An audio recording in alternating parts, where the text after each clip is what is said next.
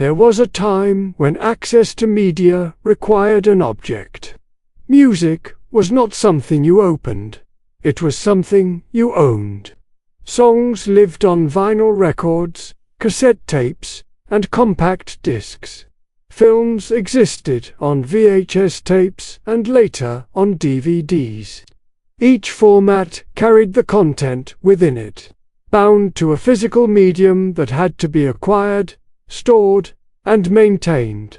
Without the format, there was no access. You could not listen to an album unless you had the record. You could not watch a film unless you had the tape or the disc. Media did not exist independently.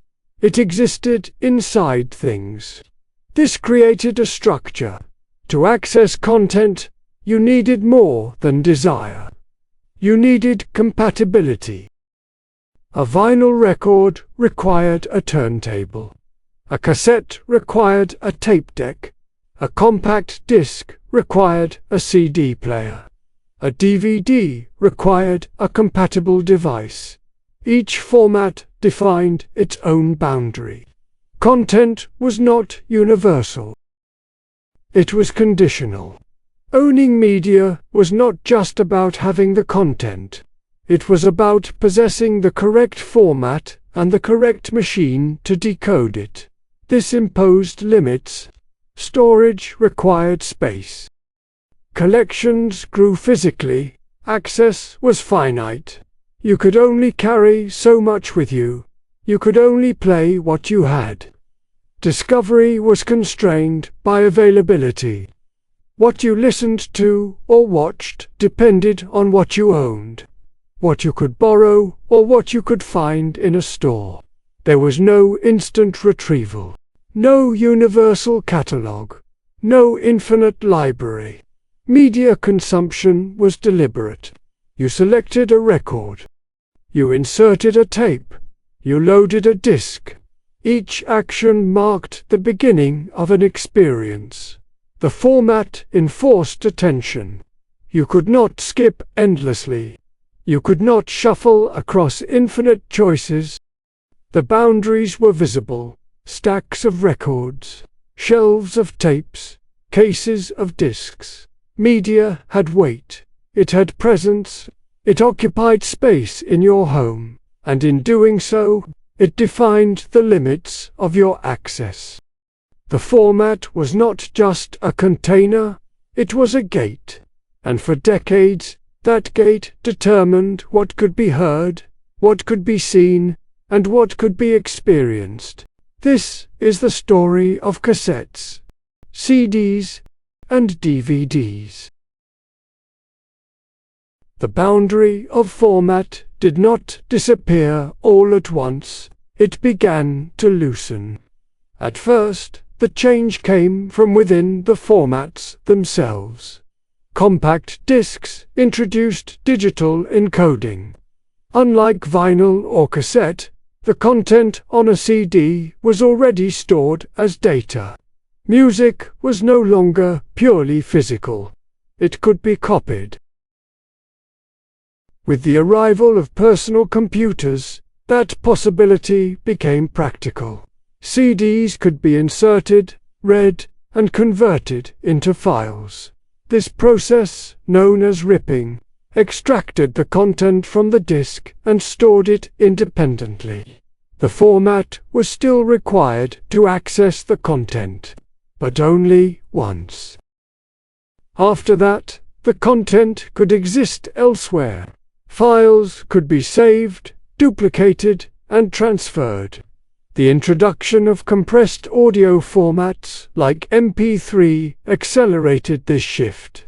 Music no longer required the full capacity of a disc.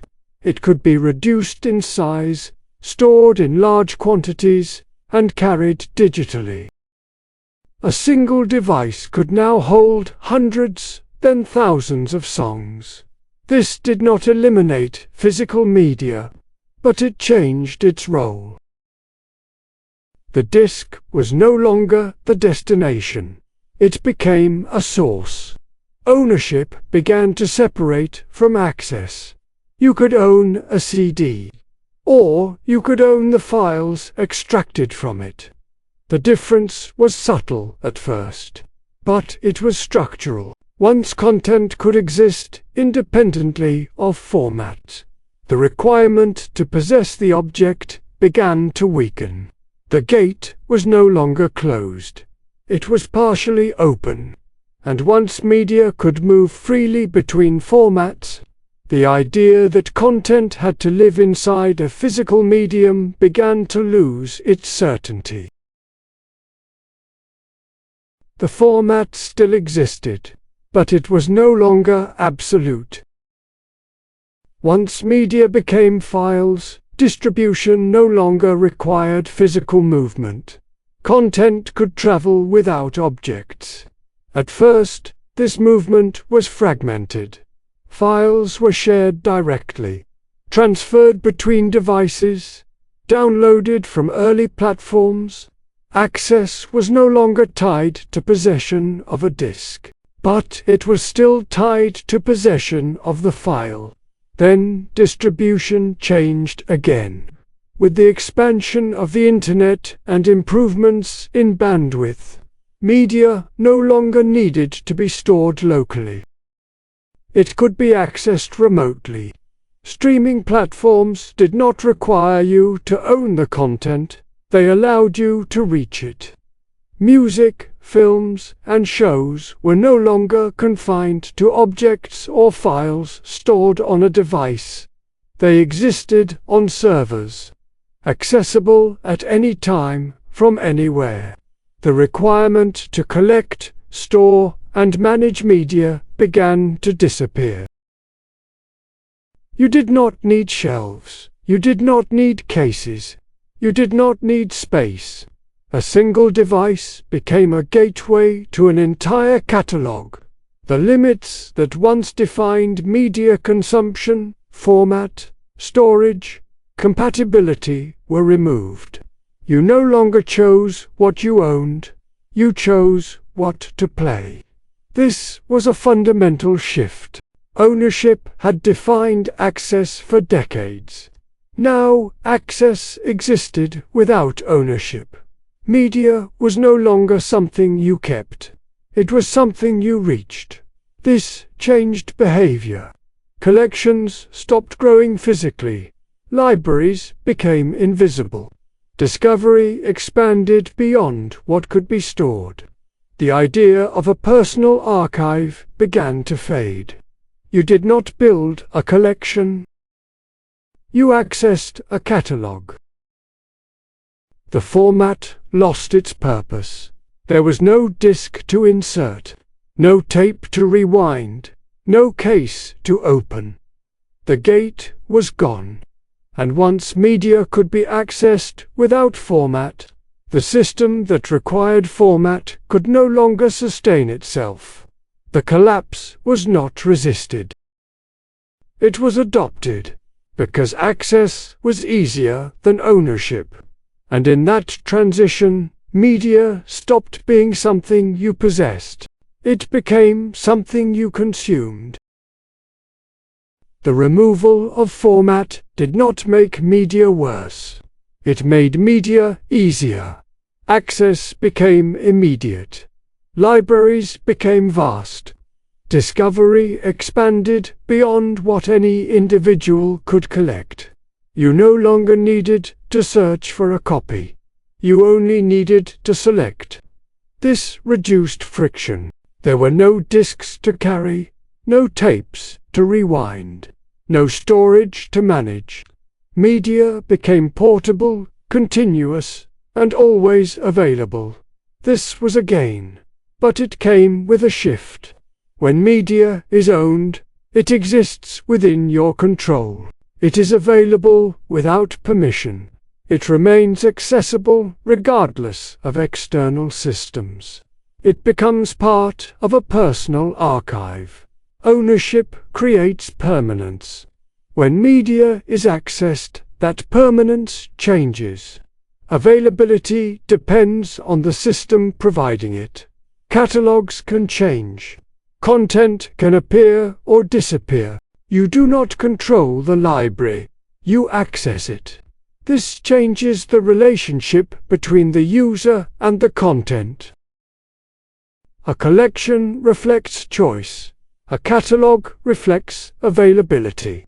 Ownership allows repetition without condition. Access allows repetition within limits. The difference is subtle, but it defines the experience. When you owned media, you lived with it. Albums were replayed. Films were revisited. Familiarity deepened over time. When media is always available, choice expands. But attention fragments. Content competes with content, and the act of selection becomes constant.